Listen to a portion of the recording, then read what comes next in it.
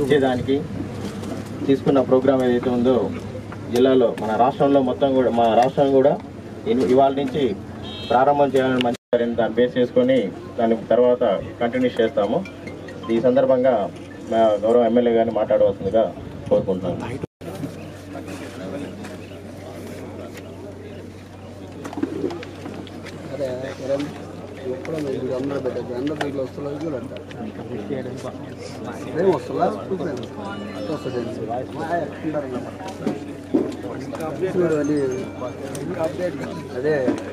ఈరోజు ముఖ్యమంత్రి చంద్రబాబు నాయుడు గారు ఆధ్వర్యంలో ఆంధ్రప్రదేశ్ రాష్ట్రం ఓ సువర్ణ అధ్యాయానికి వేదిక అయింది.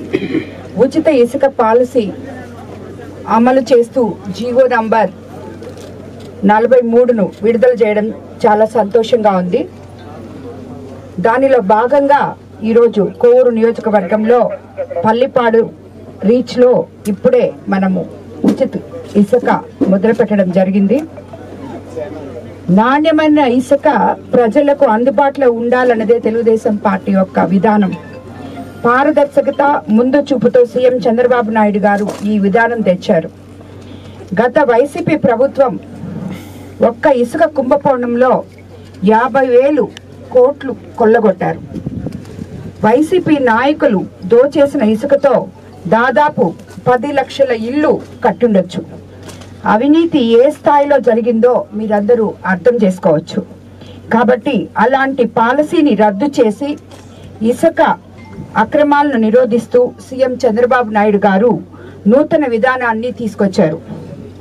సుప్రీంకోర్టు, హైకోర్టు, ఎన్జీటీ నిబంధనలకు అనుగుణంగా పర్యావరణం దెబ్బతినకుండా ఉచిత ఇసుక అందిస్తున్నాం. మనం జిల్లా స్థాయిలో శాండ్ కమిటీలు ఏర్పాటు చేసి collector, joint collector, RDO, mining అధికారులు పర్యవేక్షణ చేస్తారు ఈ పాలసీలో.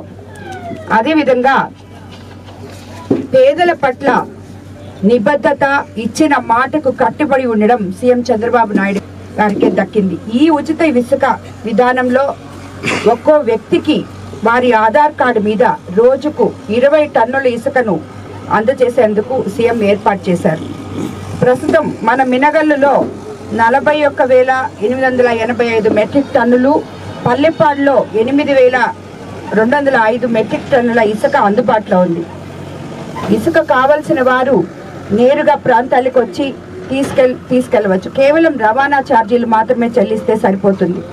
ఎవరైనా అక్రమాలు చేస్తున్నారని తెలిసినా, మీరు ఫిర్యాదులు చేయాలనుకున్నా తప్పకుండా ఈ నంబర్కి 1800-425-6034 అనే టోల్ ఫ్రీ నంబర్కు కాల్ చేయండి.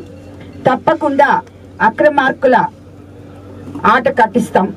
కాబట్టి ప్రజలకు నేను చెప్పేది ఒకటే, ఈ పథకం మీకోసం తీసుకొచ్చింది, మీరు సద్వినియోగం చేసుకోండి.